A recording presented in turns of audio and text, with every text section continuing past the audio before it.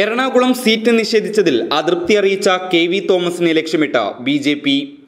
കെ.വി. തോമസിനെ ബി.ജെ.പിയിലേക്ക് കൊണ്ടുവരാൻ കോൺഗ്രസ് വിട്ട് ബി.ജെ.പിയിൽ ചേർന്ന ടോം വടക്കന്റെ നേതൃത്വത്തിലാണ് നീക്കങ്ങൾ നടക്കുന്നതെന്നാണ് സൂചനകൾ. ബി.ജെ.പിയിലെത്തിയാൽ തോമസിനെ എറണാകുളത്ത് മത്സരിപ്പിക്കാനാണ് ബി.ജെ.പിയുടെ ശ്രമം.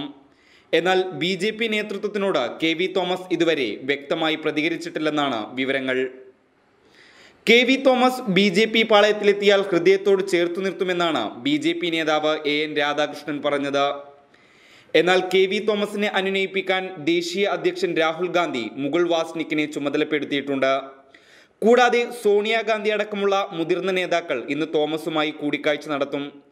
എന്നാൽ കോൺഗ്രസ് നേതൃത്വത്തോട് അനുകൂലമായ നിലപാടല്ല കെ.വി. തോമസ് എടുത്തതെന്നാണ് റിപ്പോർട്ടുകൾ. അതേസമയം കെ.വി. തോമസ് പാർട്ടി വിടില്ലെന്ന് ഉമ്മൻചാണ്ടി വ്യക്തമാക്കി. മാന്യമായ ഒരു പദവി തന്നെ കെ.വി. തോമസിന് പാർട്ടി നൽകും. ഒരു കാരണവശാലും വേറെ ഒരു പാളയത്തിലേക്ക് കെ.വി. തോമസ് പോകില്ലെന്നും സമുന്നതനായ നേതാവായ അദ്ദേഹം ഉന്നത പദവികൾ അലങ്കരിക്കുമെന്നും ഉമ്മൻചാണ്ടി പറഞ്ഞു. ഇത്തരത്തിൽ നല്ല പദവികളിൽ ഒന്ന് തന്നെ കെ.വി. തോമസിന് നൽകി പാർട്ടിയിൽ നിലനിർത്താനാണ് കോൺഗ്രസ് നേതൃത്വം ശ്രമിക്കുന്നത്. News desk big 14.